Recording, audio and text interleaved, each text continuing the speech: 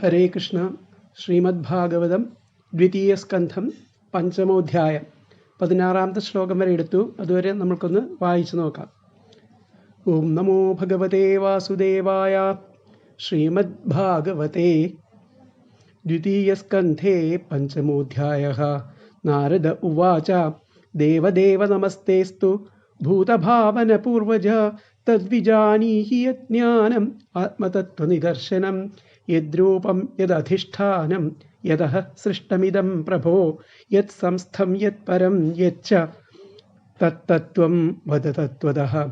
സർവം ഹ്യേതദ് ഭവാൻ വേദ ഭൂതഭവ്യഭവൽ പ്രഭുഃ കരാമലകവദ് വിശ്വം വിജ്ഞാനാവസിതം തവ. യത് വിജ്ഞാനോ യദാധാരോ യത് പരസ്ത്വം യദാത്മകഃ ഏകഃ സൃജസി ഭൂതാനി ഭൂതൈ ഏവാത്മമായയാ. ആത്മൻ ഭാവയസേതാനി ന പരാ ഭാവയൻ സ്വയം ആത്മശക്തിമവഷ്ടഭ്യ ഊർണനാഭിരിവാക്ലമഃ. നാഹം വേദ പരം ഹ്യസ്മിന്നാപരം ന സമം വിഭോ നാമരൂപഗുണൈർഭാവ്യം സദസത് കിഞ്ചിദന്യതഃ. സ ഭവാൻ അചരത് ഘോരം യത്തപഃ സുസമാഹിതഃ തേന ഖേദയസേ നസ്ത്വം പരാശങ്കാം പ്രയച്ഛസി. ഏതന്മേ പൃച്ഛതഃ സർവം സർവജ്ഞഃ സകലേശ്വര വിജാനീഹി യഥൈവേദമഹം ബുദ്ധ്യേനുശാസിതഃ. ബ്രഹ്മോവാച സമ്യക് കാരുണികസ്യേദം വത്സത്തെ വിചികിത്സിതം യദഹം ചോദിതഃ സൗമ്യ പരധർമ്മപ്രദർശനേ. നാനൃതം തവ തച്ചാപി യഥാ മാം പ്രബ്രവീഷി ഭോഃ അവിജ്ഞായ പരം മത്ത ഏതാവത്ത്വം യതോ ഹി മേ. യേന സ്വരോജിഷാ വിശ്വം രോചിതം രോചയാമ്യഹം യഥാർക്കോഗ്നിര്യഥാ സോമോ യഥർക്ഷഗ്രഹതാരകാഃ. തസ്മൈ നമോ ഭഗവതേ വാസുദേവായ ധീമഹി യന്മായയാ ദുർജയയാ മാം ബ്രുവന്തി ജഗൽഗുരും. വിലജ്ജമാനയാ യസ്യ സ്ഥാതുമീക്ഷാപഥേ മുയാ വിമോഹിതാ വിഗച്ഛന്തെ മമാഹമിതി ദുർധിയഃ. ദ്രവ്യം കർമ്മ ച കാലശ്ച സ്വഭാവോ ജീവ ഏവ ച വാസുദേവാത് പരോ ബ്രഹ്മൻ ന ചാന്യോർത്ഥോസ്തി തത്വതഃ. നാരായണ പരാ വേദ ദേവാ നാരായണം ഗജാഃ നാരായണ പരാ ലോകാ നാരായണ പരാമഖാഃ. നാരായണ പരോ യോഗോ നാരായണ പരം തപഃ നാരായണ പരം ജ്ഞാനം നാരായണ പരാഗതിഃ.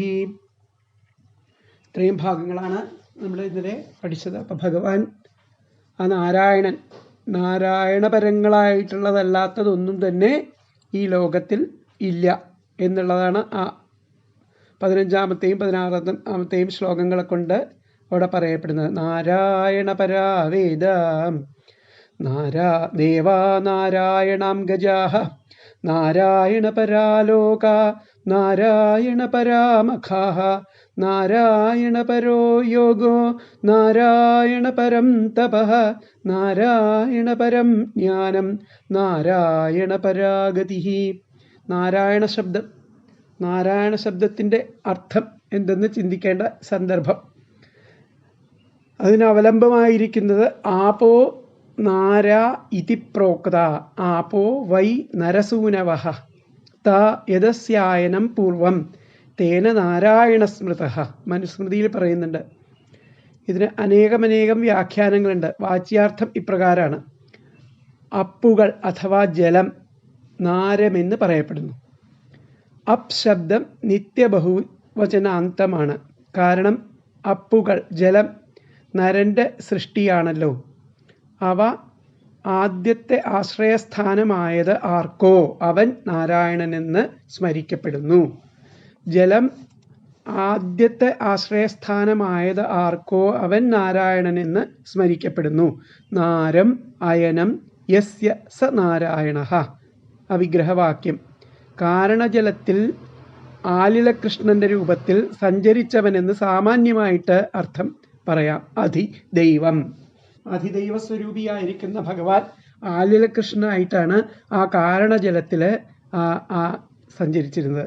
ഈ മനുവചനത്തിൻ്റെ ഏറ്റവും ബൃഹത്തും ആധ്യാത്മികവുമായിട്ടുള്ള അർത്ഥം പ്രകാശിപ്പിക്കുന്നത് നീലകണ്ഠാചാര്യ സ്വാമികളാണ്.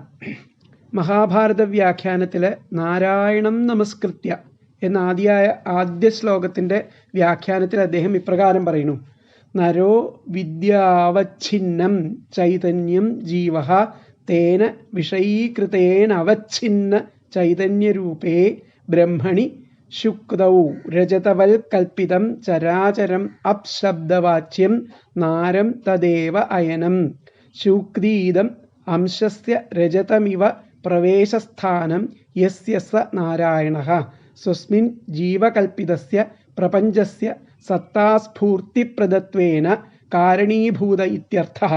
ഈ വ്യാഖ്യാനത്തിൻ്റെ പദാനുപദ വിവർത്തനം കൊണ്ട് വിഷയം ഗ്രഹിക്കാൻ പ്രയാസമാകിയാൽ ഇതിലടങ്ങിയിട്ടുള്ള തത്വം എന്തെന്ന് നോക്കാം നമുക്ക്. അവിദ്യാബദ്ധമായിട്ടുള്ള ആ ചൈതന്യമാണ് ജീവൻ എന്ന് പറയുന്നത്. ആ ജീവനാണ് നരൻ. അവിദ്യാമുക്തമായിട്ടുള്ള ശുദ്ധമായ ചൈതന്യമാണ് ബ്രഹ്മം അഥവാ ഈശ്വരൻ. ബദ്ധനായിട്ടുള്ള ജീവനാൽ അഥവാ നരനാൽ വ്യാപ്തമാണ് ഈ പ്രപഞ്ചം. അതിനാൽ പ്രപഞ്ചം നാരമെന്ന് അറിയപ്പെടുന്നു. അപ്ശബ്ദം ചരാചരാത്മകമായിട്ടുള്ള ഈ പ്രപഞ്ചത്തെയാണ് പ്രതിനിധാനം ചെയ്യുന്നത്. ബദ്ധനായ നരന് വിഷയീഭൂതമാകയാൽ ഈ പ്രപഞ്ചം മായാകൽപ്പിതവും തന്നിമിത്തം മിഥ്യയുമാകുന്നു. വേദാന്ത ശാസ്ത്രപ്രകാരം അവിദ്യ എന്നത് സാമാന്യേന മായയുടെ പര്യായം തന്നെ. അപ്രകാരമുള്ള ആ മിഥ്യാപ്രപഞ്ചത്തിന് അഥവാ അപ്ശബ്ദവാച്യമായ നാരത്തിന് ഒരു സത്യത്തിൻ്റെ പ്രതീതി അനുഭവപ്പെടുന്നു. ഇത് വെറും തോന്നലാണ്. എങ്ങനെയെന്നാൽ ഒരു മുത്തുച്ചിപ്പി ഒരു വെള്ളിമണിയായിട്ട് തോന്നപ്പെടുന്നത് പോലെ. അങ്ങനെ തോന്നാൻ ഒരു കാരണമുണ്ട്. വെള്ളിയുടെ ചില ധർമ്മങ്ങൾ, നിറം, പ്രകാശം ഇത്യാദികൾ മുത്തുച്ചിപ്പിയിൽ പ്രവേശിച്ചിരിക്കാനാണ് അപ്രകാരം ആണ് ഇത് തോന്നുന്നത്. അപ്രകാരം ഈ പ്രപഞ്ചത്തിന് സത്യത്തിൻ്റെ ഒരു പ്രതീതി ഉളവാക്കുവാൻ ഇതിൽ ആരാണോ അയനം ചെയ്തത്, പ്രവേശിച്ചത്, അവൻ നാരായണൻ. മുത്തുച്ചിപ്പി കണ്ടാൽ ഇത് വെള്ളിയാണ്, ഇതം രജതം എന്ന ധാരണ ഉളവാക്കുന്നത് ആ രജതത്തിൻ്റെ ധർമ്മങ്ങൾ അതിൽ പ്രവേശിക്കയാലാണ്. ആ ധർമ്മങ്ങളുടെ സ്ഥാനത്ത് പ്രപഞ്ചത്തെ സംബന്ധിച്ചിടത്തോളം പ്രവേശിച്ചവൻ ഈശ്വരനാണ്. അതിനാൽ നാരത്തിൽ പ്രവേശിച്ചവൻ നാരായണൻ. അയനമെന്നാൽ പ്രവേശിക്കൽ. താൻ നിർമ്മിച്ച ഈ മായാപ്രപഞ്ചത്തിൽ സ്വയമേവ ജീവസ്വരൂപേണ പ്രവേശിച്ച് അതിന് സത്യാവസ്ഥയും പ്രകാശവും പ്രദാനം ചെയ്തവൻ അഥവാ മിഥ്യാപ്രപഞ്ചത്തിന് ചൈതന്യം നൽകാൻ കാരണഭൂതനായവൻ നാരായണൻ എന്നർത്ഥം. സാക്ഷാത് ബ്രഹ്മം തന്നെയാണ് നാരായണൻ. ഘടാദികളിൽ മണ്ണ് പോലെയും, ഘടം എന്ന് പറഞ്ഞു കഴിഞ്ഞാൽ കുടം, കടകകുണ്ടലാദികളിൽ സുവർണം പോലെയുമാണ് പ്രപഞ്ചത്തിൽ നാരായണൻ്റെയും അവസ്ഥ. നാരായണമയം അല്ലാത്ത ഒരണുപോലും എവിടെയും ഇല്ല. പ്രപഞ്ചത്തിൽ എന്തെല്ലാം വസ്തുക്കളുണ്ടോ അതിലെല്ലാം ചൈതന്യരൂപേണ പ്രവേശിച്ചവനാണ് നാരായണൻ. നാരായണ പരാവേദാഹ. ശ്രീധരാചാര്യ സ്വാമികൾ എല്ലാ കാര്യങ്ങൾക്കും പരമായ കാരണമായിട്ട്, പരം എന്ന് പറഞ്ഞു കഴിഞ്ഞാൽ ഉപരിയായിട്ടുള്ള, എല്ലാ കാര്യങ്ങൾക്കും ഉപരിയായിട്ടുള്ള കാരണമായിട്ട് നാരായണനെ കൽപ്പിക്കുന്നു. നാരായണ പരഹ.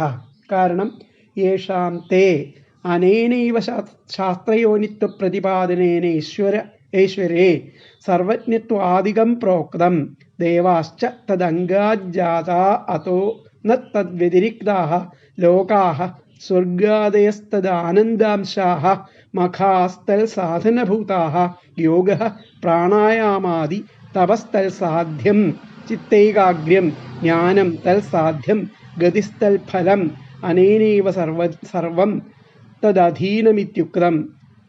എല്ലാം ആ ഭഗവാൻ നാരായണന് അധീനമാണ് എന്നാണ് ഇതിലൊക്കെ പറയപ്പെടുന്നത്. അതിൻ്റെ അർത്ഥം ശരിക്ക് പരിശോധിച്ചാൽ സർവകാര്യങ്ങളും നാരായണന് അധീനങ്ങളാണെന്ന് സമർത്ഥിക്കുകയാണ്. വേദങ്ങളെ സംബന്ധിച്ചിടത്തോളം ശാസ്ത്രയോനിത്വാൽ എന്ന ബ്രഹ്മസൂത്ര പ്രകാരം സിദ്ധിക്കുന്ന ഈശ്വരൻ്റെ സർവജ്ഞത്വം മുതലായിട്ടുള്ള ഗുണങ്ങൾ പറയപ്പെടുന്നു. ദേവന്മാർ നാരായണാംശജർ ആകയാൽ നാരായണിൽ നിന്നും വ്യത്യസ്തരല്ല. ലോകങ്ങൾ എന്നാൽ സ്വർഗാദികൾ, അവ നാരായണന്റെ സന്തോഷത്തിൻ്റെ അംശങ്ങളാണ്. ഈശ്വരാനുഭൂതി ഉളവാക്കി ആത്മാനന്ദം അനുഭവിക്കാനുള്ള സ്ഥാനങ്ങളാണ്. യാഗാദികളിലൂടെയാണ് സ്വർഗാദി ലോകപ്രാപ്തി. അങ്ങനെ യോഗം എന്നാൽ അഷ്ടാംഗയോഗം എന്ന് പറയും. യോഗചര്യയിലൂടെ സാധ്യമാകുന്ന ചിത്തത്തിൻ്റെ ഏകാഗ്രതയാണ് തപസ്. ചിത്തേകാഗ്രതയിലൂടെ ആണ് ജ്ഞാനം സാധ്യമാകുന്നത്. ഇവയുടെയെല്ലാം ഫലമാണ് ഗതി അഥവാ നാരായണത്വപ്രാപ്തി, കൈവല്യം എന്നർത്ഥം.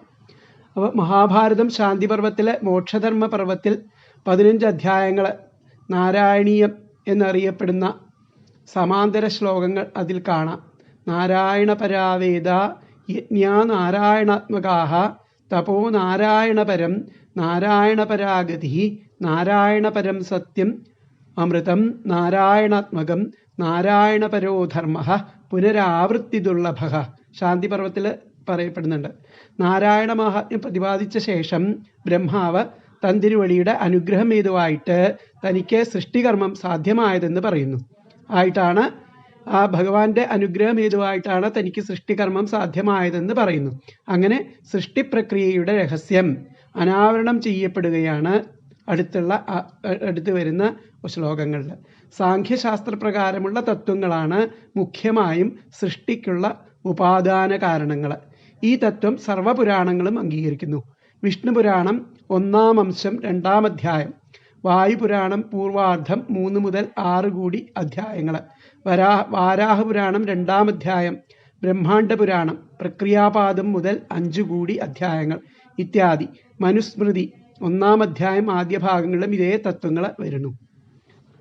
അപ്പം ഭഗവാൻ നാരായണൻ ആരാണെന്ന് നമ്മൾ മനസ്സിലാക്കണം. ഭഗവാൻ നാരായണൻ അനാരം അയനം യസ്യ സ നാരായണഃ. കാരണജലത്തിൽ ശയിക്കുന്ന അധിദൈവം ആയിരിക്കുന്ന ഭഗവാനെ നാരായണൻ എന്ന് പറയുന്നു. അപ്പം അടുത്ത ശ്ലോകം നമുക്ക് നോക്കാം. 17-ാമത്തെ ശ്ലോകം. തസ്യാപി ദ്രഷ്ടുരീശസ്യ കൂടസ്ഥസ്യാഖിലാത്മനഃ സൃജ്യം സൃജാമി സൃഷ്ടോഹം ഈക്ഷയൈവാഭിചോദിതഃ. തസ്യാപി ദ്രഷ്ടുരീശസ്യ കൂടസ്ഥസ്യാഖിലാത്മനഃ സൃജ്യം സൃജാമി സൃഷ്ടോഹം ഈക്ഷയൈവാഭിചോദിതഃ. തസ്യാപി ദ്രഷ്ടുരീശസ്യ, അതുകൊണ്ട് ആ ഭഗവാന്റെ ആ ദൃഷ്ടി കൊണ്ട്, കൂടസ്ഥസ്യ എങ്ങനെയുള്ള ഭഗവാൻ, നിർവികാരനും അഖിലാത്മനഃ സർവാത്മാവുമായിട്ടുള്ള ആ ഈശ്വരൻ്റെ, സൃജ്യം സൃഷ്ടിയാണെങ്കിലും ആ ഈശ്വരൻ്റെ സൃഷ്ടിയാണെങ്കിലും ആ ഈശ്വരൻ്റെ ദൃഷ്ടി കൊണ്ടാണ് അതിനെ സൃഷ്ടിക്കാനാവുന്നത്. സൃജാമി അദ്ദേഹത്താൽ സൃഷ്ടിക്കപ്പെട്ട, സൃഷ്ടോഹം ഞാൻ അദ്ദേഹത്താൽ എന്നെ സൃഷ്ടിക്കപ്പെട്ടു, എന്നിട്ട് അദ്ദേഹത്തിൻ്റെ തൃക്കടാക്ഷത്താൽ അഭിചോദിത പ്രേരിതനായിട്ട് ഞാൻ വീണ്ടും സൃഷ്ടികളെ സൃഷ്ടിക്കുന്നു, മറ്റുള്ള വസ്തുക്കളെ സൃഷ്ടിക്കുന്നു എന്നർത്ഥം. തസ്യാപി ദ്രഷ്ടുരീശസ്യ കൂടസ്ഥസ്യാഖിലാത്മനഃ സൃജ്യം സൃജാമി സൃഷ്ടോഹം ഈക്ഷയൈവാഭിചോദിതഃ.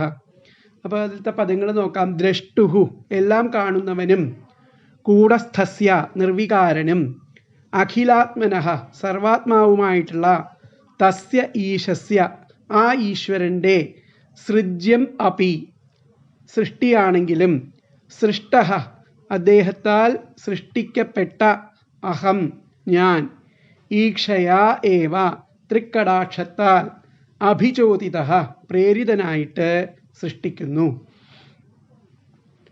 ഒന്നുകൂടി പറയാം. ദ്രഷ്ടുഹു എല്ലാം കാണുന്നവനും, കൂടസ്ഥസ്യ നിർവികാരനും, അഖിലാത്മനഃ സർവാത്മാവുമായിട്ടുള്ള, തസ്യ ഈശസ്യ ആ ഈശ്വരൻ്റെ, സൃജ്യം അപി സൃഷ്ടിയാണെങ്കിലും, സൃഷ്ടഃ അദ്ദേഹത്താൽ സൃഷ്ടിക്കപ്പെട്ട, അഹം ഞാൻ, ഈക്ഷയാ ഏവ തൃക്കടാക്ഷത്താൽ, അഭിചോദിതഃ പ്രേരിതനായിട്ട്, സൃജാമി സൃഷ്ടിക്കുന്നു. അപ്പോൾ അതിലത്തെ അന്വയം നോക്കാം. ദ്രഷ്ടുഹു കൂടസ്ഥസ്യ അഖിലാത്മനഃ തസ്യ ഈശസ്യ സൃജ്യം അപി സൃഷ്ടഃ അഹം ഈക്ഷയാ അഭിചോദിതഃ സൃജാമി. എന്നുകൂടി പറയാം. ദ്രഷ്ടുഹു കൂടസ്ഥസ്യ അഖിലാത്മനഃ തസ്യ ഈശസ്യ സൃജ്യം അപി സൃഷ്ടഃ അഹം ഈക്ഷയാ ഏവ അഭിചോദിതഃ സൃജാമി. അതായത് എല്ലാം കാണുന്നവനും നിർവികാരനും സർവാത്മാവുമായിട്ടുള്ള ആ ഈശ്വരൻ്റെ സൃഷ്ടിയാണെങ്കിലും അദ്ദേഹത്താൽ സൃഷ്ടിക്കപ്പെട്ട ഞാൻ അദ്ദേഹത്തിൻ്റെ ആ തൃക്കടാക്ഷത്താൽ പ്രേരിതനായിട്ട് വീണ്ടും സൃഷ്ടിക്കുന്നു. എന്നുകൂടി പറയാം, എല്ലാം കാണുന്നവനും നിർവികാരനും അഖിലാത്മാവും അതായത് സർവാത്മാവുമായിട്ടുള്ള ആ ഈശ്വരൻ്റെ സൃഷ്ടിയാണെങ്കിലും അദ്ദേഹത്താൽ സൃഷ്ടിക്കപ്പെട്ട ഞാൻ അദ്ദേഹത്തിൻ്റെ തൃക്കടാക്ഷത്താൽ പ്രേരിതനായിട്ട് വീണ്ടും സൃഷ്ടിക്കുന്നു. അഭിചോദിത, വീണ്ടും സൃഷ്ടിക്കുന്നു എന്നാണ് ഇവിടെ ഇതിൽ പറയുന്നത്. ഈ പ്രപഞ്ചം ഈശ്വരമയമാണെന്ന് ഉപദേശിച്ചതിന് ശേഷം ബ്രഹ്മാവ് തുടരുകയാണ്. സർവസാക്ഷിയും നാശരഹിതനും സർവചരാചരാത്മാവുമായിട്ടുള്ള ആ നിന്തിരുവടിയാൽ ഞാൻ ആദ്യമായിട്ട് സൃഷ്ടിക്കപ്പെട്ടു. അവിടുത്തെ ആ കരുണാകടാക്ഷത്താൽ ഞാൻ ഈ വിശ്വത്തെ സൃഷ്ടിക്കുന്നു എന്നുള്ളതാണ് അദ്ദേഹം ഈ ശ്ലോകത്തിൽ പറഞ്ഞിരിക്കുന്നത്. നിയന്താവും നിർവികാരനും സർവാത്മാവുമായിട്ടുള്ള ആ ഭഗവാന്റെ സൃഷ്ടിലീലയ്ക്ക് വിഷയീഭവിച്ച ഈ പ്രപഞ്ചത്തെ ഭഗവാനാൽ തന്നെ സൃഷ്ടിക്കപ്പെട്ട ഞാൻ അവിടുത്തെ കടാക്ഷത്താൽ പ്രേരിതനായിട്ട് സൃഷ്ടിക്കുന്നു.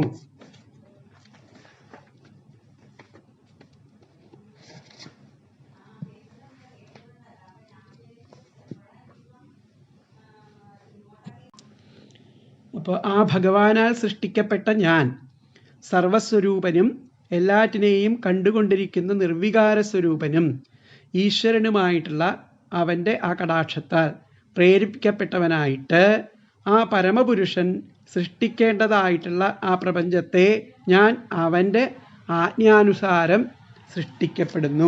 സൃഷ്ടിക്കുന്നു. ഇതാണ് തസ്യാപി ദ്രഷ്ടുരീശസ്യ കൂടസ്ഥസ്യാഖിലാത്മനഃ സൃജ്യം സൃജാമി സൃഷ്ടോഹം ഈക്ഷയൈവാഭിചോദിതഃ എന്നുള്ള ശ്ലോകം കൊണ്ട് നമ്മൾക്ക് വ്യാഖ്യാനിക്കേണ്ടതായിട്ടുള്ള അടുത്ത ശ്ലോകം നോക്കാം. 18.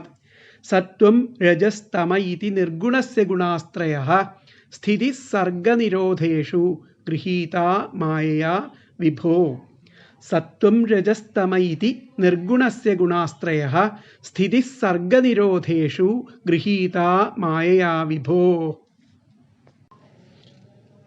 സത്വം രജസ്തമ ഇതി നിർഗുണനാണെങ്കിലും ആ ഭഗവാൻ, വിഭുവായിട്ടുള്ള ആ ഭഗവാൻ, സർവത്തിനും ഉടമസ്ഥനായിരിക്കുന്ന ആ ഭഗവാൻ സത്വം രജസ് തമസ്, സാത്വികം രാജസം താമസികം എന്നീ ഗുണങ്ങളെ സ്വീകരിക്കുകയാണ്. സ്വീകരിച്ചിട്ട് സൃഷ്ടിസ്ഥിതി സംഹാരം, സ്ഥിതി സർഗനിരോധേഷു, സൃഷ്ടി സ്ഥിതി സംഹാരം എന്നിവയ്ക്ക് വേണ്ടിയിട്ട് മായയിലൂടെ ആ ഗുണങ്ങളെ, മായയിലൂടെ ഈ ത്രിഗുണങ്ങളെ സ്വീകരിക്കുകയാണ് ചെയ്യുന്നത്. അപ്പോൾ അതിലത്തെ പദങ്ങൾ നോക്കാം. നിർഗുണസ്യ, നിർഗുണനെങ്കിലും, വിഭോഹോ, വിഭുവായവന്, സത്വം രജഃ തമഃ ഇതി, സത്വം രജസ് തമസ് എന്നീ ത്രയഃ ഗുണാഃ, 3 ഗുണങ്ങൾ, സ്ഥിതി സർഗനിരോധേഷു, സ്ഥിതി സൃഷ്ടി സംഹാരം എന്നിവയ്ക്ക് വേണ്ടി മായയിലൂടെ ഗൃഹീതാഃ, ഗ്രഹിക്കപ്പെട്ടവയാണ്. എന്നുകൂടി പറയാം. നിർഗുണസ്യ, നിർഗുണനെങ്കിലും, വിഭോഹോ, വിഭുവായവന്, സത്വം രജഃ തമഃ ഇതി, സത്വം രജസ് തമസ് എന്നീ ത്രയഃ ഗുണാഃ, 3 ഗുണങ്ങൾ, സ്ഥിതി സർഗനിരോധേഷു, സ്ഥിതി സൃഷ്ടി സംഹാരം എന്നിവയ്ക്ക് വേണ്ടിയിട്ട് മായയിലൂടെ ഗൃഹീതാഃ, ഗ്രഹിക്കപ്പെട്ടവയാണ്. അപ്പോൾ അതിലത്തെ അന്വയം നിർഗുണസ്യ വിഭോഹോ സത്വം രജഃ തമഃ ഇതി ത്രയ ഗുണാഃ സ്ഥിതി സർഗനിരോധേഷു മായയാ ഗൃഹീതാഃ. എളുപ്പത്തിൽ മനസ്സിലാവും. നിർഗുണസ്യ വിഭോഹോ സത്വം രജഃ തമഃ ഇതി ത്രയഃ ഗുണാഃ സ്ഥിതി സർഗനിരോധേഷു മായയാ ഗൃഹീതാഃ. അപ്പം അതിൻ്റെ അർത്ഥം, നിർഗുണനാണെങ്കിലും ആ വിഭുവായ ആ ഭഗവാൻ സത്വം രജസ് തമസ് എന്നീ 3 ഗുണങ്ങൾ സ്ഥിതി സൃഷ്ടി, സംഹാരം എന്നിവയ്ക്ക് വേണ്ടിയിട്ട് മായയിലൂടെ ഗ്രഹിക്കപ്പെട്ടവയാണ്. എന്നുകൂടി പറയാം, നിർഗുണനാണെങ്കിലും ആ വിഭുവായിട്ടുള്ള ആ ഭഗവാൻ സത്വം, രജസ്, തമസ് എന്നീ 3 ഗുണങ്ങൾ സ്ഥിതി, സൃഷ്ടി, സംഹാരം എന്നിവയ്ക്ക് വേണ്ടിയിട്ട് മായയിലൂടെ ഗ്രഹിക്കപ്പെട്ടവയാണ്. അപ്പോൾ അവിടുന്ന് ആ ത്രിഗുണാതീതൻ ആണ്. അതാണ് നിർഗുണം എന്ന് പറയുന്നത്. ത്രിഗുണാതീതനാണെങ്കിലും സൃഷ്ടിയുടെ ആവശ്യാർത്ഥം ആണ് ആ രജസ്. അതുപോലെ സ്ഥിതിക്ക് വേണ്ടിയിട്ട് ആ സത്വം, ഭംഗത്തിന് വേണ്ടിയിട്ട് ആ തമസ്. ഇങ്ങനെ 3 ഗുണങ്ങളെ, ഈ ഗുണങ്ങളുടെ സ്വാധീനം ഹേതുവായിട്ട് ആ ഭഗവാൻ ആ ഗുണങ്ങളെ സ്വന്തം മായ കൊണ്ട് സ്വീകരിച്ചു എന്നുള്ളതാണ് അവിടെ പറയുന്നത്. നിർഗുണനായിട്ടുള്ള ഭഗവാന്റെ ദ്രവ്യജ്ഞാന ക്രിയാശ്രയങ്ങളായിട്ടുള്ള സത്വം, രജസ്, തമസ് എന്നുള്ള ആ 3 ഗുണങ്ങൾ രക്ഷാസ്ഥിതി, രക്ഷാ, സൃഷ്ടി, സംഹാരം എന്നിവയ്ക്കായിട്ട് ഭഗവാനാൽ സ്വേച്ഛയാ സ്വീകരിക്കപ്പെട്ടു. വാസ്തവത്തിൽ നിത്യമുക്തനാണെങ്കിലും ജീവനെ വ്യാവഹാരികമായിട്ട് അധിഭൂതം, അധ്യാത്മം, അധിദൈവം എന്നിവയിൽ ബന്ധിക്കുന്നു. ഈശ്വരൻ അജ്ഞാന ബന്ധം ഇല്ലാത്തതിനാൽ നിത്യ സ്വതന്ത്രനാണ്.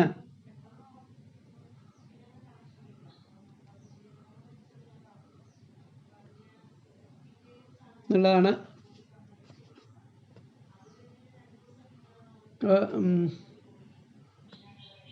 പ്രേരിപ്പിക്കുന്ന ഈശ്വരൻ എന്നും പ്രേരിപ്പിക്കപ്പെടുവാൻ യോഗ്യനായിട്ടുള്ള ജീവൻ എന്നുമുള്ള ആ ഭേദകൽപ്പന,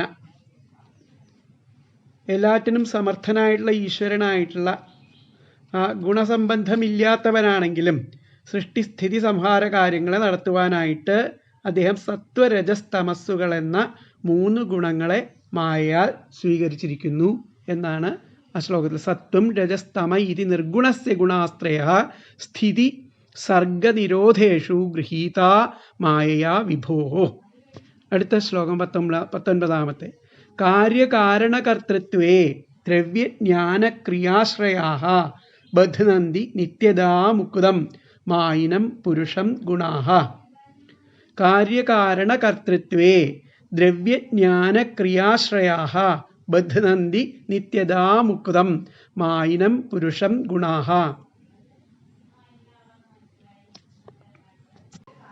അപ്പോൾ ദ്രവ്യം, ജ്ഞാനം, ക്രിയ എന്നിവയ്ക്ക് കാരണം ആയിട്ടുള്ള ഈ ത്രിഗുണങ്ങൾ, രജസ്, സാത്വികം, സത്വം, രജസ്, തമസ് തുടങ്ങിയിട്ടുള്ള ഈ ഗുണങ്ങൾ, ദ്രവ്യം, ജ്ഞാനം, ക്രിയ ഇവയ്ക്ക് കാരണം ആയിട്ടുള്ള ഈ ഗുണങ്ങൾ നിത്യമുക്തനാണ് ഈ ഭഗവാൻ എങ്കിലും മായാബന്ധം ബാധിച്ചിട്ട് നിത്യതാ മുക്തം മായിനം പുരുഷം, മായാബന്ധം ബാധിച്ച ആ ജീവനെ കാര്യകാരണാത്മകമായിട്ടുള്ള ഗുണങ്ങൾ, അതായത് താപത്രയങ്ങൾ, 3 വിധത്തിലുള്ള താപത്രയങ്ങൾ, ഇതുമായിട്ട് ബന്ധിക്കണു അർത്ഥം. ആ ദ്രവ്യം, ജ്ഞാനം, ക്രിയ എന്നിവയ്ക്ക് കാരണമായിട്ടുള്ള ആ ത്രിഗുണങ്ങൾ നിത്യമുക്തനാണെങ്കിലും ആ മായാബന്ധം ബാധിച്ച കാര്യകാരണകർത്തൃത്വം കൊണ്ടാണ് ഇത് വന്നിട്ടുള്ളത്. ദ്രവ്യജ്ഞാനക്രിയാശ്രയാ, ദ്രവ്യം, ജ്ഞാനം, ക്രിയ ഇവയെ ആശ്രയിച്ചുകൊണ്ട് ബധ്നന്തി, ബന്ധനത്തിൽ എത്തിയിരിക്കുന്നു. നിത്യതാ മുക്തം, നിത്യവും മുക്തനാണെങ്കിലും മായ കൊണ്ട് ആ പുരുഷം ഗുണാഹ, ആ പുരുഷനെ ഈ താപത്രയങ്ങളെ ബന്ധിക്കുകയാണ് ചെയ്യുന്നത്. അപ്പോൾ അതിലത്തെ പദങ്ങൾ നോക്കാം. ദ്രവ്യജ്ഞാനക്രിയാശ്രയാഹ, ദ്രവ്യം, ജ്ഞാനം, ക്രിയ എന്നിവയ്ക്ക് കാരണമായിട്ടുള്ള ഗുണാഹ, ആ ത്രിഗുണങ്ങള് നിത്യതാ മുക്തം, നിത്യമുക്തനാണെങ്കിലും മായിനം, മായാബന്ധം ബാധിച്ചിട്ട് പുരുഷം, ആ ജീവനെ കാര്യകാരണകർത്തൃത്വേ, കാര്യകാരണാത്മകമായിട്ടുള്ള ഈ താപത്രയത്തില്, അതായത് ആധ്യാത്മികം, ആദിഭൗതികം, ആദിദൈവികം എന്ന് പറയപ്പെടുന്ന ആ 3 താപത്രയത്തിന് ആയിട്ടുള്ള ആ ജീവനെ അത് ബന്ധിക്കുന്നു, അതുമായിട്ട് ബന്ധിക്കുന്നു എന്നർത്ഥം. ഒന്നുകൂടി പറയാം. ദ്രവ്യജ്ഞാന ക്രിയാശ്രയ, ദ്രവ്യം ജ്ഞാനം ക്രിയ എന്നിവയ്ക്ക് കാരണമായ ഗുണാഹ ത്രിഗുണങ്ങൾ നിത്യതാമുക്തം നിത്യമുക്തനാകിലും മായിനം മായാബന്ധം ബാധിച്ച പുരുഷം ജീവനെ കാര്യകാരണകർത്തൃത്വേ കാര്യകാരണാത്മകമായിട്ടുള്ള ആ താപത്രയത്തിൽ ബധ്നന്തി ബന്ധിക്കുന്നു. പദത്തെ അന്വയം ദ്രവ്യജ്ഞാന ക്രിയാശ്രയാഹ ഗുണാഹ നിത്യതാമുക്തം മായിനം പുരുഷം കാര്യകാരണകർത്തൃത്വേ ബധ്നന്തി. എന്നുകൂടി പറയാം. ദ്രവ്യജ്ഞാനക്രിയാശ്രയാഹ ഗുണാഹ നിത്യതാമുക്തം മായിനം പുരുഷം കാര്യകാരണകർത്തൃത്വേ ബധ്നന്തി. അതിൻ്റെ അർത്ഥം ദ്രവ്യം ജ്ഞാനം ക്രിയ എന്നിവയ്ക്ക് കാരണമായിട്ടുള്ള ഈ ത്രിഗുണങ്ങൾ നിത്യമുക്തനാണെങ്കിലും മായാബന്ധം ബാധിച്ച ആ ജീവനെ കാര്യകാരണാത്മകമായിട്ടുള്ള ഈ താപത്രയത്തിൽ വന്നിട്ട് ബന്ധിക്കുന്നു. ഒന്നും കൂടി പറയാം. ദ്രവ്യം ജ്ഞാനം ക്രിയ എന്നിവയ്ക്ക് കാരണമായിട്ടുള്ള ഈ ത്രിഗുണങ്ങൾ നിത്യമുക്തനാകിലും മായാബന്ധം ബാധിച്ച ആ ജീവനെ കാര്യകാരണാത്മകമായിട്ടുള്ള താപത്രയത്തുമായിട്ട് അത് ബന്ധിക്കുന്നു എന്ന് പറയണം.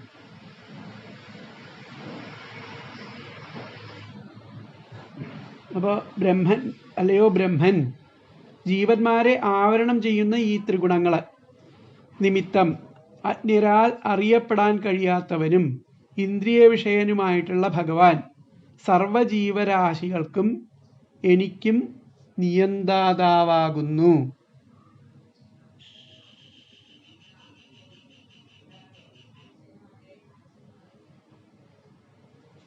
അതിന് മായ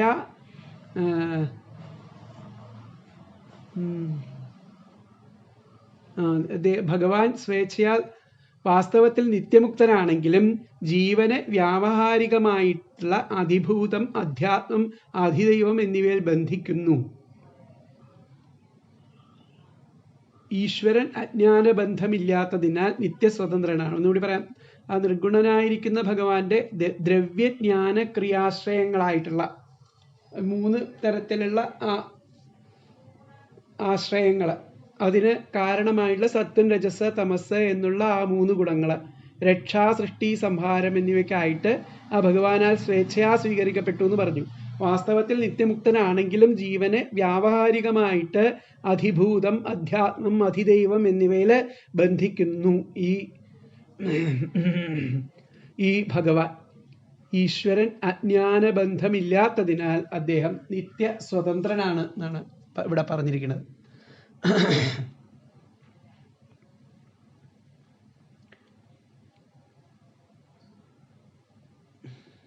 അപ്പോൾ മഹാഭൂതങ്ങള് ദേവതകള് ഇന്ദ്രിയങ്ങള് ഇവയ്ക്ക് കാരണം ആയിരിക്കുന്ന 3 ഗുണങ്ങൾ.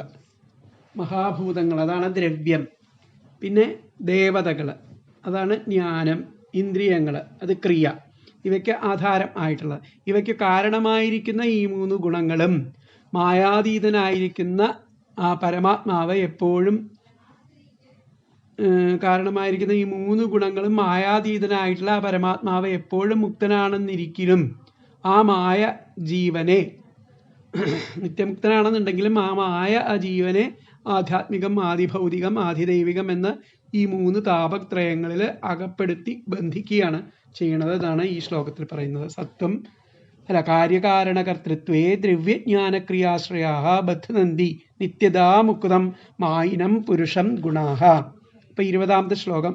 സ ഏഷ ഭഗവാൻ ലിംഗൈ സ്ത്രീഭിർ ഏഭിരധോക്ഷജഃ സ്വലക്ഷിതഗതിർബ്രഹ്മൻ സർവേഷാം മമ ചൈശ്വരഃ. സ ഏഷ ഭഗവാൻ ലിംഗൈ സ്ത്രീഭിർ ഏഭിരധോക്ഷജഃ സ്വലക്ഷിതഗതിർബ്രഹ്മൻ സർവേഷാം മമ ചൈശ്വരഃ.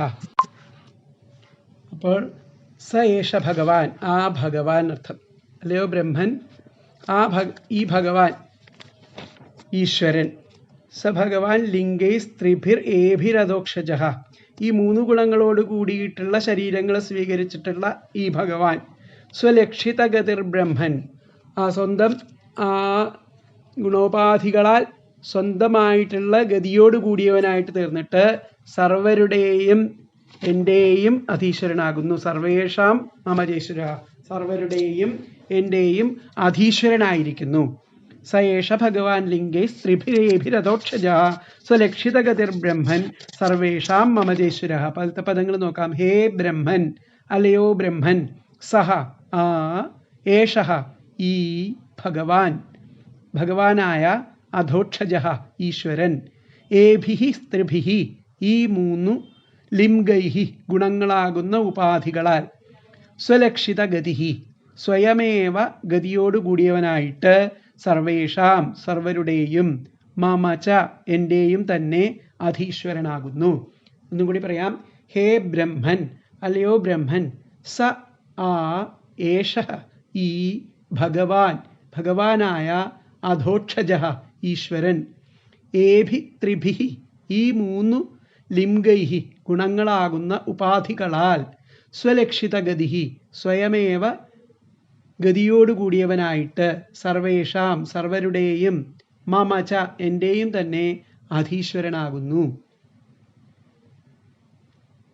അപ്പോൾ അതിലത്തെ അന്വയം ഹേ ബ്രഹ്മൻ സഹ ഏഷഃ ഭഗവാൻ അധോക്ഷജഃ ഏഭിഹി ത്രിഭിഹി ലിംഗൈഹി സ്വലക്ഷിതഗതിഹി സർവേഷാം മമച.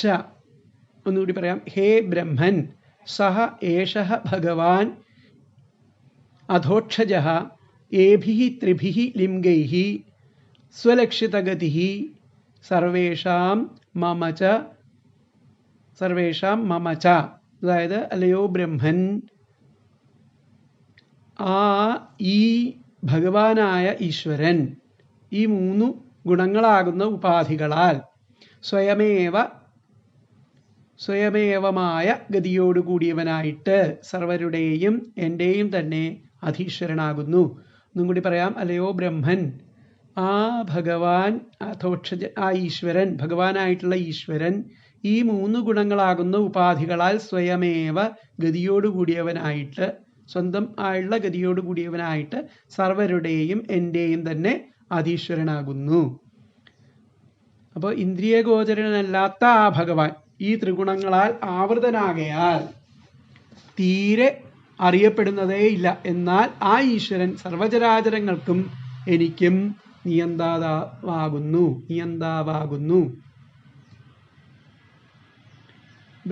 ബ്രഹ്മൻ ജീവന്മാരെ ആവരണം ചെയ്യുന്ന ഈ ത്രിഗുണങ്ങൾ നിമിത്തം അജ്ഞരാൽ അറിയപ്പെടാൻ കഴിയാത്തവനും ഇന്ദ്രിയ വിഷയനുമായ ഭഗവാൻ സർവജീവരാശികൾക്കും എനിക്കും നിയന്താവാകുന്നു.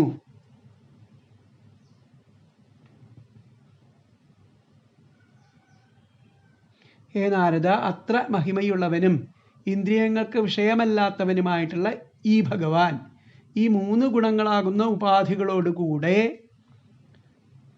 ഭക്തന്മാരാൽ അറിയപ്പെട്ട തത്വത്തോടു കൂടിയവനായിരിക്കുന്നു. ആ ഈശ്വരൻ എല്ലാ പേർക്കും എനിക്കും നിയന്താവാകുന്നു. ഇതാണ് അതിൽ പറഞ്ഞിരിക്കുന്നത്. അടുത്ത ശ്ലോകം 21. കാലം കർമ്മം സ്വഭാവം ച മായേശോ മായയാ സ്വയാ ആത്മന്യദൃച്ഛയാ പ്രാപ്തം വിബുഭൂഷുരുപാദതേ. എന്നുകൂടി പറയാം. കാലം കർമ്മ സ്വഭാവം ച മായേശോ മായയാ സ്വയാ ആത്മന്യദൃച്ഛയാ പ്രാപ്തം വിബുഭൂഷുരുപാദതേ. അപ്പോൾ ഇതിൽ വിബുഭൂഷുരുപാദതേ എന്ന് പറഞ്ഞു കഴിഞ്ഞാൽ വിവിധങ്ങളാകാൻ, പലതായി തീരാൻ ഇച്ഛിച്ചുകൊണ്ട് ആ മായാധിപനായിരിക്കുന്ന ഭഗവാൻ, മായയുടെ ഈശനായിരിക്കുന്ന മായേശോ ഭഗവാൻ എന്തുണ്ടായി, തന്നിൽ യാദൃശ്ചികമായിട്ട് വന്നു ചേർന്നിട്ടുള്ള ആത്മന്യദൃച്ഛയാ പ്രാപ്തം മായയാ, തന്നിൽ എതിർച്ചയാ വന്നിട്ടുള്ള ആ മായയോട് ചേർന്ന് കാലം കർമ്മം സ്വഭാവം തുടങ്ങിയിട്ടുള്ള ആ ഗുണങ്ങളെ സ്വീകരിക്കുന്നു. കാലം കാലത്തെയും കർമ്മത്തെയും സ്വഭാവത്തെയും ഉപാദതയെ സ്വീകരിക്കുന്നു. അപ്പോൾ അതിലത്തെ പദങ്ങൾ നോക്കാം. വിബുഭൂഷുഹു എന്ന് പറഞ്ഞു കഴിഞ്ഞാൽ വിവിധങ്ങളാകാൻ, ഡിഫറെൻറ്റ്, എല്ലാം വ്യത്യസ്തങ്ങളായിട്ട് വിവിധങ്ങളാകാൻ ഇച്ഛിച്ചു കൊണ്ടിട്ട് ആണ് വിബുഭൂഷുരുപാദതേ മായേശഃ. മായേശഃ എന്ന് പറഞ്ഞാൽ മായാധിപനായിരിക്കുന്ന ഭഗവാൻ. ആത്മന്യദൃച്ഛയാ പ്രാപ്തം, തന്നിൽ യാദൃച്ഛികമായിട്ട് വന്നു ചേർന്നിട്ടുള്ള, സ്വയാ മായയാ, തൻ്റെ ആ മായയാൽ, കാലത്തെയും, കാലം കർമ്മത്തെയും, കർമ്മ സ്വഭാവത്തെയും, സ്വഭാവം സ്വഭാവത്തെയും, ഉപാദതേ സ്വീകരിക്കുന്നു. അങ്ങനെ ആ കാലകർമ്മ ഗുണാശ്ച ജീവനിവഹ വിശ്വം ച കാര്യം വിഭോ എന്ന് ആ നാരായണീയത്തിൽ പറയുന്നുണ്ട്. കാലം, കർമ്മം, ഗുണം തുടങ്ങിയ ഗുണങ്ങളെ കൊണ്ട് ആ ജീവൻ ആകുന്ന ജീവനോട് ചേർന്ന് വിശ്വത്തെ സൃഷ്ടിച്ചു. വിശ്വം ച കാര്യം, വിശ്വമാകുന്ന കാര്യം, ആ ലോകമാകുന്ന കാര്യത്തെ ഭഗവാൻ സൃഷ്ടിച്ചു. വിശ്വം ച കാര്യം വിഭോ ചില്ലീലാരതിമേയുഷിത്വേതദ. കണ്ണിനിങ്ങനെ കണ്ണടച്ച് തുറക്കുമ്പോഴത്തേക്ക് ആ സൃഷ്ടിസ്ഥിതി സംഹാരങ്ങൾ അങ്ങനെ നടന്ന് തീരുകയാണ് ചെയ്യുന്നത് നിമിഷ നേരങ്ങൾ കൊണ്ട്. അത്രയ്ക്കും ആ ഭഗവാന്റെ ആ ശക്തി, ആ മായാശക്തി, അതിനെ പറ്റിയിട്ട് അവിടെ പറയപ്പെടുന്നു. അപ്പോൾ വിബുഭൂഷുഹു എന്ന് പറഞ്ഞാൽ വിവിധങ്ങളെ ആകാൻ ഇച്ഛിച്ചുകൊണ്ട് മായേശഃ, ആ മായാധിപനായിരിക്കുന്ന ഭഗവാൻ, എദൃച്ഛയാ പ്രാപ്തം, തന്നിൽ യാദൃശ്ചികമായിട്ട് വന്നു ചേർന്നിട്ടുള്ള, സ്വയാ മായയാ, തൻ്റെ മായയാൽ, കാലം കാലത്തെയും, കർമ്മ കർമ്മത്തെയും, സ്വഭാവം സ്വഭാവത്തെയും, ഉപാദതേ സ്വീകരിച്ചു. അപ്പോൾ ഇതിൻ്റെ അന്വയം വന്നിട്ട് വിബുഭൂഷുഹു മായേശഃ ആത്മന്യദൃച്ഛയാ പ്രാപ്തം സ്വയാ മായയാ കാലം കർമ്മ സ്വഭാവം ച ഉപാദതേ. എന്നുകൂടി പറയാം. വിബുഭൂഷുഹു മായേശഃ ആത്മന്യദൃച്ഛയാ പ്രാപ്തം സ്വയാ മായയാ കാലം കർമ്മ സ്വഭാവം ച ഉപാദതേ. അതായത് വിവിധങ്ങളാകാൻ ഇച്ഛിച്ചു കൊണ്ടിട്ട് ആ മായാധിപനായിരിക്കുന്ന ഭഗവാൻ തന്നിൽ യാദൃച്ഛികമായിട്ട് വന്നു ചേർന്ന് സ്വന്തം മായയാൽ കാലത്തെയും കർമ്മത്തെയും സ്വഭാവത്തെയും സ്വീകരിച്ചു. ഒന്നും കൂടി പറയാം. വിവിധങ്ങളാകാൻ ഇച്ഛിച്ചുകൊണ്ട് മായാധിപനായിരിക്കുന്ന ഭഗവാൻ തന്നിൽ യാദൃച്ഛികമായിട്ട് വന്നു ചേർന്നിട്ടുള്ള സ്വന്തം മായ കൊണ്ട് കാലത്തെയും കർമ്മത്തെയും സ്വഭാവത്തെയും സ്വീകരിച്ചിരിക്കുന്നു. മായാനിയന്താവായിട്ടുള്ള ഭഗവാൻ ലീലയാടുവാൻ ആഗ്രഹിച്ചിട്ട് യാദൃച്ഛികമായിട്ട് തന്നെ വന്ന് ആശ്രയിച്ച ആ കാലം, കർമ്മം, സ്വഭാവം എന്നിവയെ യോഗമായയാൽ സ്വീകരിക്കുന്നു. മായയുടെ അധിപനായിരിക്കുന്ന ഈശ്വരൻ മായാശക്തി കൊണ്ട് വിവിധ രൂപങ്ങൾ കൈക്കൊള്ളുവാൻ ആഗ്രഹിച്ചവനായിട്ട് പ്രയത്നം കൂടാതെ കാലം, കർമ്മം, സ്വഭാവം എന്നീ 3 അവസ്ഥകളെ സ്വീകരിക്കുന്നു എന്നർത്ഥം. അപ്പോൾ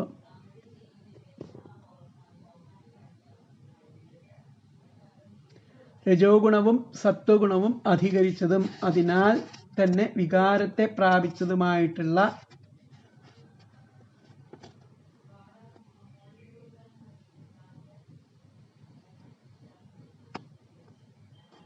എന്താണ്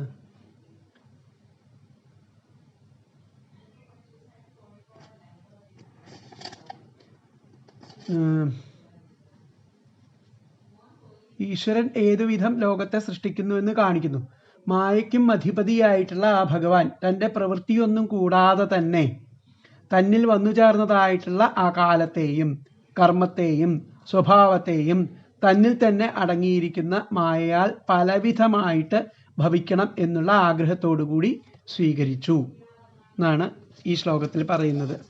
കാലം കർമ്മം സ്വഭാവം ച മായേശോ മായയാസ്വയാ ആത്മന്യദൃച്ഛയാ പ്രാപ്തം വിബുഭൂഷുരുപാദതേ. അപ്പൊ 22ാമത്തെ കാലാത് ഗുണവ്യതികരഃ പരിണാമഃ സ്വഭാവതഃ കർമ്മണോ ജന്മമഹതഃ പുരുഷാധിഷ്ഠിതാദഭൂത്. ഒന്നും കൂടി ചൊല്ലാം.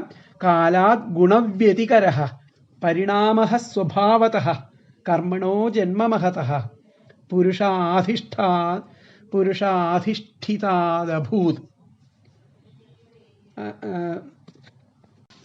അപ്പോൾ കാലാത് ഗുണവ്യതികരഃ പരിണാമഃ സ്വഭാവതഃ കർമ്മണോ ജന്മമഹതഃ പുരുഷാധിഷ്ഠിതാദ് അഭൂത്. ആ ഈശ്വരൻ്റെ പ്രേരിതനായിട്ട്, ഈശ്വരപ്രേരിതനായിട്ട് പുരുഷാധിഷ്ഠിത അഭൂത്, ഈശ്വരപ്രേരിതനായിട്ട് ആ കാലത്തിൻ്റെ സ്വാധീനത്താൽ ആ ഗുണങ്ങളുടെ സ്വഭാവങ്ങൾ, ആ ഗുണങ്ങൾക്ക് ക്ഷോഭവും, ഗുണവ്യതികര ഗുണങ്ങൾക്ക് ക്ഷോഭവും ആ സ്വഭാവത്തിന് പരിണാമവും, കർമ്മങ്ങൾക്ക് മഹത്തത്വം, കർമ്മങ്ങളുടെ മഹത്വത്തിൻ്റെ ആ അവസ്ഥയും അവിടെ ഉണ്ടായി എന്നർത്ഥം. കാലാത് ഗുണവ്യതികരഃ പരിണാമഃ സ്വഭാവതഃ കർമ്മണോ ജന്മ മഹതഃ പുരുഷാധിഷ്ഠിതാദഭൂത്. അപ്പോൾ പുരുഷാധിഷ്ഠിതാത് എന്ന് പറഞ്ഞു കഴിഞ്ഞാൽ ഈശ്വരപ്രേരിതനായിട്ട്, കാലാത് കാലത്തിൻ്റെ സ്വാധീനത്താൽ, ഗുണവ്യതികരഃ ഗുണങ്ങൾക്ക് ക്ഷോഭവും, സ്വഭാവതഃ സ്വഭാവത്തിൽ നിന്ന് പരിണാമഃ ആ പദാർത്ഥങ്ങൾക്ക് പരിണാമവും, കർമ്മണഃ കർമ്മത്തിൽ നിന്ന് മഹതഃ മഹത്തത്വത്തിൻ്റെ ജന്മ ആവിർഭാവവും അഭൂത് ഉണ്ടായി. ഒന്നും കൂടി പറയാം. പുരുഷാധിഷ്ഠിതാത് ഈശ്വരപ്രേരിതനായിട്ട്, കാലാത് കാലത്തിൻ്റെ സ്വാധീനത്താൽ, ഗുണവ്യതികരഃ ഗുണങ്ങൾക്ക് ക്ഷോഭവും, സ്വഭാവതഃ സ്വഭാവത്തിൽ നിന്ന് പരിണാമഃ പദാർത്ഥങ്ങൾക്ക് പരിണാമവും, കർമ്മണഃ കർമ്മത്തിൽ നിന്ന് മഹതഃ മഹത്തത്വത്തിൻ്റെ ജന്മ ആവിർഭാവവും അഭൂത് ഉണ്ടായി. അപ്പോൾ അതിലത്തെ അന്വയം വന്നിട്ട് പുരുഷാധിഷ്ഠിതാത് കാലാത് ഗുണവ്യതികരഃ സ്വഭാവതഃ പരിണാമഃ കർമ്മണഃ മഹതഃ ജന്മ അഭൂത്. ഒന്നുകൂടി പറയാം. പുരുഷാധിഷ്ഠിതാത് കാലാത് ഗുണവ്യതികരഃ സ്വഭാവതഃ പരിണാമഃ കർമ്മണഃ മഹതഃ ജന്മ അഭൂത്. എന്ന് പറഞ്ഞു കഴിഞ്ഞാൽ ഈശ്വരപ്രേരിതനായിട്ട് ആ കാലത്തിൻ്റെ സ്വാധീനത്താൽ ഗുണങ്ങൾക്ക് ക്ഷോഭവും, സ്വഭാവത്തിൽ നിന്ന് പദാർത്ഥങ്ങൾക്ക് പരിണാമവും, കർമ്മത്തിൽ നിന്ന് മഹത്തത്വത്തിൻ്റെ ആവിർഭാവവും ഉണ്ടായി എന്ന് പറയപ്പെടുന്നു. ഒന്നും കൂടി പറയാം. ഈശ്വരപ്രേരിതനായിട്ട് ആ കാലത്തിൻ്റെ സ്വാധീനത്താൽ ഗുണങ്ങൾക്ക് ക്ഷോഭവും, സ്വഭാവത്തിൽ നിന്ന് ആ പദാർത്ഥങ്ങൾക്ക് പരിണാമവും, കർമ്മത്തിൽ നിന്ന് മഹത്തത്വത്തിൻ്റെ ആവിർഭാവവും അവിടെ ഉണ്ടായി എന്നർത്ഥം. അപ്പോൾ ഇവിടെ കാലത്തിൻ്റെ ഫലമായിട്ട് ആ ത്രിഗുണങ്ങളുടെ ആ സങ്കലിതാവസ്ഥയ്ക്ക് ക്ഷോഭം സംഭവിക്കുന്നു. അങ്ങനെ സ്വഭാവം ഹേതുവായിട്ട് ഒന്ന് മറ്റൊന്നായിട്ട് പരിണമിക്കുന്നു.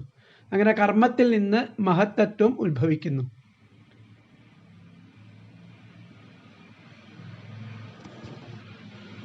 ഇതാണ് ഈ ശ്ലോകത്തിൽ പറഞ്ഞിരിക്കുന്നത്. അപ്പോൾ വികാരം പ്രാപിക്കുന്ന സത്വരജപ്രധാനമായിട്ടുള്ള ആ പുരുഷാധിഷ്ഠിതമായിരിക്കുന്ന ആ കാലത്തിൽ നിന്ന്, പുരുഷാധിഷ്ഠിതമായിരിക്കുന്ന ഈശ്വരപ്രേരിതമായിരിക്കുന്ന ആ കാലത്തിൽ നിന്ന് ഗുണവ്യതികരം ഉണ്ടായി, വ്യതികരം ഉണ്ടായി. സ്വഭാവേന പരിണാമവും, കർമ്മത്തിൽ നിന്ന് മഹത്തത്വവും സൃഷ്ടിയും ഭവിച്ചു. മഹത്തത്വത്തിൻ്റെ സൃഷ്ടിയും ഭവിച്ചു എന്നർത്ഥം. അപ്പോൾ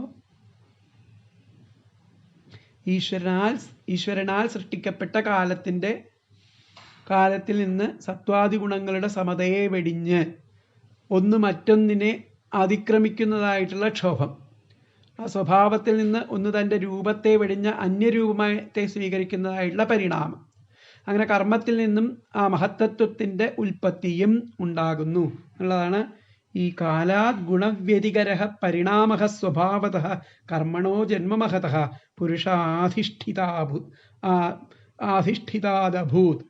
ഇനി അടുത്ത ശ്ലോകത്തിൽ 23-ാമത്തെ ശ്ലോകത്തിൽ മഹതസ്തു വികുർവാണാദ്രജസത്വോപബൃംഹിതാത് തമപ്രധാനസ്ത്വഭവത് ദ്രവ്യജ്ഞാനക്രിയാത്മകഃ.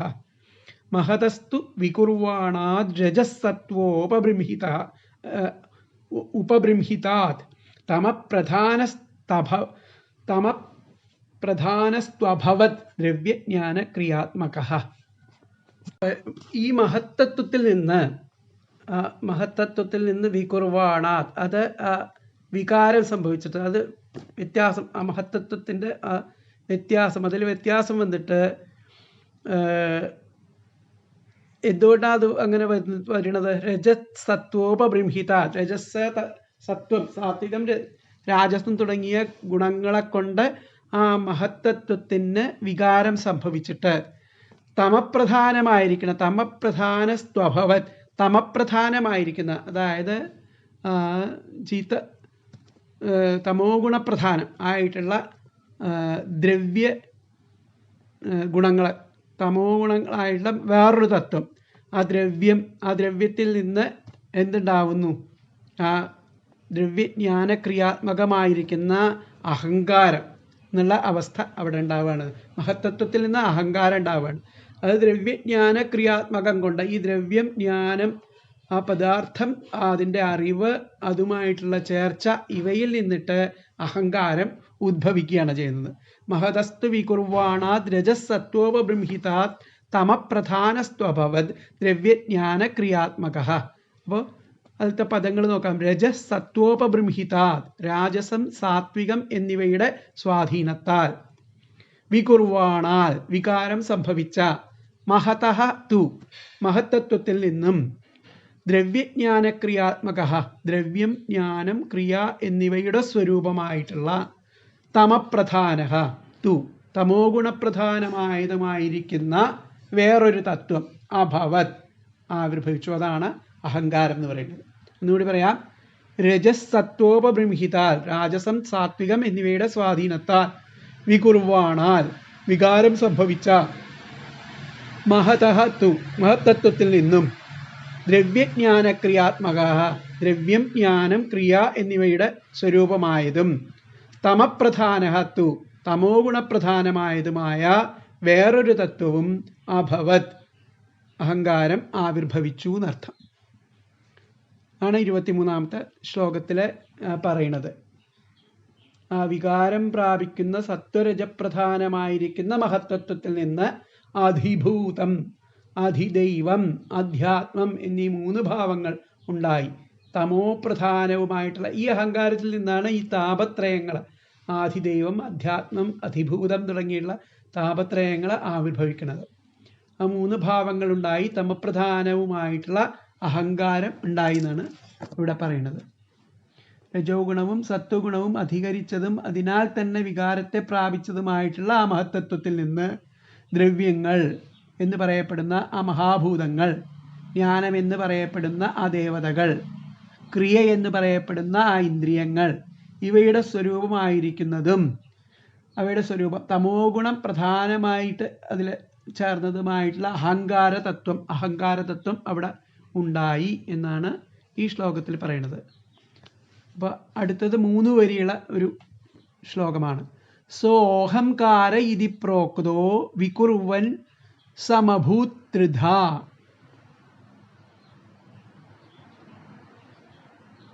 അപ്പോൾ ഇതിൽ എന്താണ്, ഇതിലത്തെ അന്വയം പറഞ്ഞില്ല. രജസത്വോപബൃംഹിതാത് എന്ന് പറഞ്ഞു കഴിഞ്ഞാൽ രാജസം, സാത്വികം എന്നിവയുടെ സ്വാധീനത്താൽ, വികുർവാണാൽ, വികാരം സംഭവിച്ച, മഹതഃ തുഹു, മഹത്തത്വത്തിൽ നിന്ന്, ദ്രവ്യജ്ഞാനക്രിയാത്മക, ദ്രവ്യം, ജ്ഞാനം, ക്രിയ എന്നിവയുടെ സ്വരൂപമായതും, തമപ്രധാനഃ തു, തമോ ഗുണപ്രധാനമായതുമായ വേറൊരു തത്വം അഭവത്, അഹങ്കാരം ആവിർഭവിച്ചു. അപ്പം അതിൻ്റെ അന്വയം വരുന്നത് രജസത്വോപബൃംഹിതാത് വികുർവാണാത് മഹതഃ തുഹു ദ്രവ്യജ്ഞാനക്രിയാത്മകഃ തമപ്രധാനഃ തു അഭവത്. ഒന്നുകൂടി പറയാം. രജസത്വോപബൃംഹിതാത് വികുർവാണാത് മഹതഃ തു ദ്രവ്യജ്ഞാനക്രിയാത്മകഃ തമപ്രധാനഃ തു അഭവത്. അതായത് രാജസം, സാത്വികം എന്നിവയുടെ സ്വാധീനത്താൽ വികാരം സംഭവിച്ച ആ മഹത്തത്വത്തിൽ നിന്നും ദ്രവ്യം, ജ്ഞാനം, ക്രിയ എന്നിവയുടെ സ്വരൂപമായതും തമോ ഗുണപ്രധാനമായതുമായിരിക്കുന്ന വേറൊരു തത്വവും അഹങ്കാരം അവിടെ ആവിർഭവിച്ചു എന്നർത്ഥം. ഒന്നുകൂടി പറയാം. രാജസം സാത്വികം എന്നിവയുടെ സ്വാധീനത്താൽ വികാരം സംഭവിച്ച ആ മഹത്തത്വത്തിൽ നിന്നും ദ്രവ്യം ജ്ഞാനം ക്രിയ എന്നിവയുടെ സ്വരൂപമായതും തമോ ഗുണപ്രധാനമായതുമായിട്ടുള്ള വേറൊരു തത്വം അവിടെ ആവിർഭവിച്ചു. അപ്പോൾ ആ കാലത്തിൻ്റെ ഫലമായിട്ട് ത്രിഗുണങ്ങളുടെ സങ്കലിതാവസ്ഥയ്ക്ക് ക്ഷോഭം സംഭവിക്കുന്നു. സ്വഭാവം ഏതുവായിട്ട് ഒന്ന് മറ്റൊന്നായിട്ട് പരിണമിക്കുന്നു. കർമ്മത്തിൽ നിന്ന് മഹത്വത്വം ഉത്ഭവിക്കുകയും ചെയ്യുന്നു. ആ മഹത്വത്വത്തിൽ നിന്ന് അഹങ്കാരമുണ്ടായി. അതിനു കാരണം രജസത്വങ്ങളുടെ ആധിക്യം ഹേതുവായുള്ള പരിണാമമാണ്. ദ്രവ്യം ജ്ഞാനം ക്രിയ എന്നിവയാണ് അഹങ്കാരത്തിൻ്റെ സ്വരൂപം. തമോ ഗുണപ്രധാനമാണ് അഹങ്കാരം എന്നാണ് അതിൽ പറഞ്ഞിരിക്കുന്നത്. അപ്പം അടുത്ത ശ്ലോകം സോഹംകാര ഇതി പ്രോക്തോ വികുറുവൻ സമഭൂത് ത്രിധാ വൈകാരികസ്തൈജസശ്ച താമസശ്ചേതി യദ്ഭിദ ദ്രവ്യശക്തി ക്രിയാശക്തിർ ജ്ഞാനശക്തിർ ഇതി പ്രഭോ. ഒന്നുകൂടി പറയാം. സോഹംകാര ഇതി പ്രോക്തോ വികുറുവൻ സമഭൂത് ത്രിധാ വൈകാരികസ്തൈജസശ്ച താമസശ്ചേതി യദ്ഭിദ ദ്രവ്യശക്തി ക്രിയാശക്തിർ ജ്ഞാനശക്തിരിതി പ്രഭോ. അല്ലയോ പ്രഭോ, അഹങ്കാരത്തിൽ നിന്ന്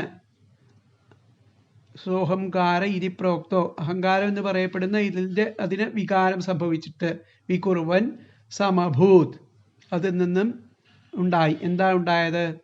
രൂപാന്തരം പ്രാപിച്ചിട്ട് വൈകാരിക ആ വികാരങ്ങൾ സാത്വികം രാജസം താമസം തുടങ്ങിയിട്ടുള്ള ആ വികാരങ്ങൾ അവിടെ ഉണ്ടായി. വൈകാരിക സ്തൈജസശ്ച താമസശ്ചേതി യദ്ഭിദ. അങ്ങനെ അതിൽ നിന്ന്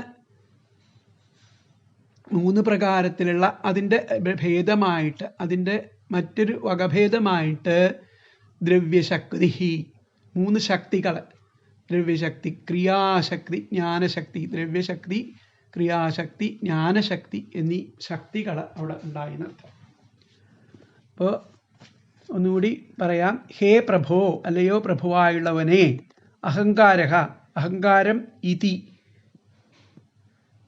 അഹങ്കാര എന്ന് പറഞ്ഞാൽ അഹങ്കാരം ഇതി എന്ന് പ്രോക്ത പറയപ്പെടുന്ന സഹ അത് വികുർവൻ രൂപാന്തരം പ്രാപിച്ചിട്ട് വൈകാരിക സാത്വികം തൈജസഃ ച രാജസം താമസഃ ച താമസം ഇതി എന്നിങ്ങനെ ത്രിധാ സമഭൂത് 3 പ്രകാരത്തിലായിട്ട് യദ്ഭിദ യാതൊന്നിൻ്റെ ഭേദമാണ് ദ്രവ്യശക്തി ക്രിയാശക്തി ജ്ഞാനശക്തി എന്നിങ്ങനെ പറയപ്പെടുന്നത്.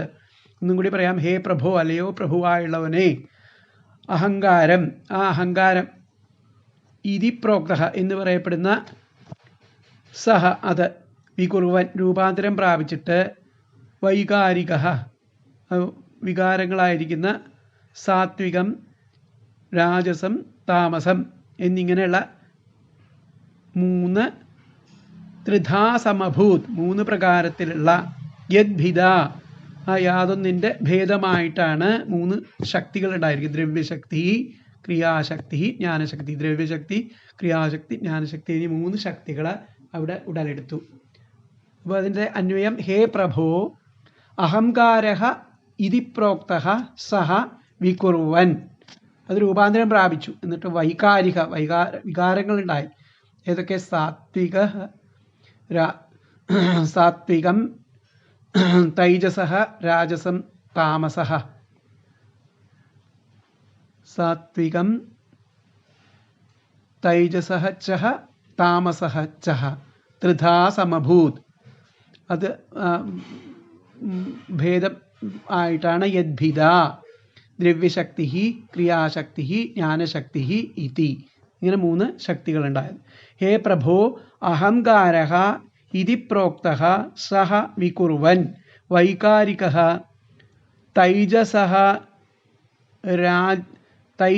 സാത്വികം തൈജസഃ ച താമസഃ ച ഇതി ത്രിധാ സമഭൂത് യദ്ഭിദ ദ്രവ്യശക്തി ക്രിയാശക്തി ജ്ഞാനശക്തി ഇതി.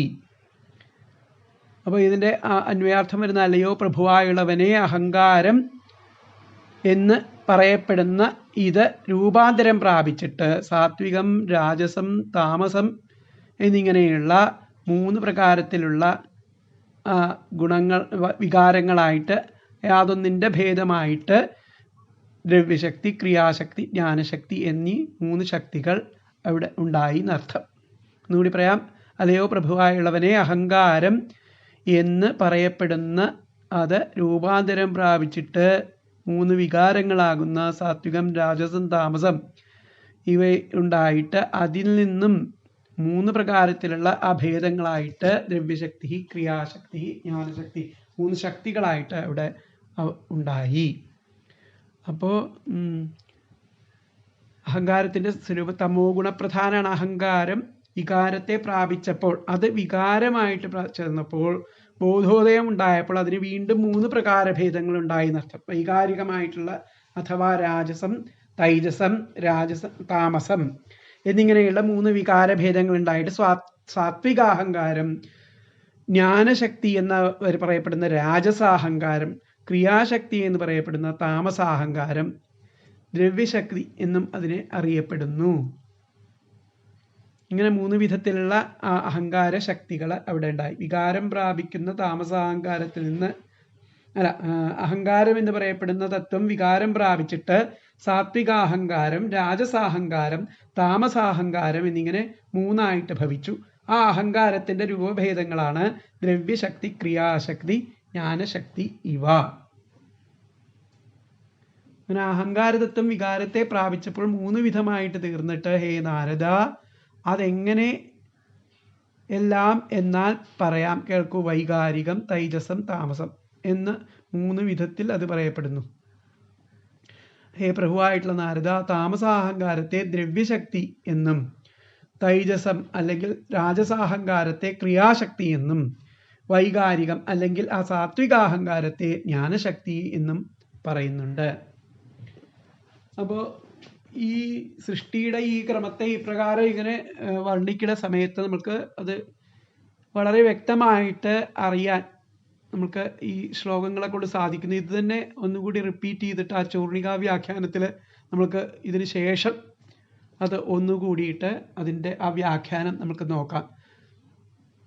അപ്പോൾ അതുവരെ നിങ്ങൾ ഈ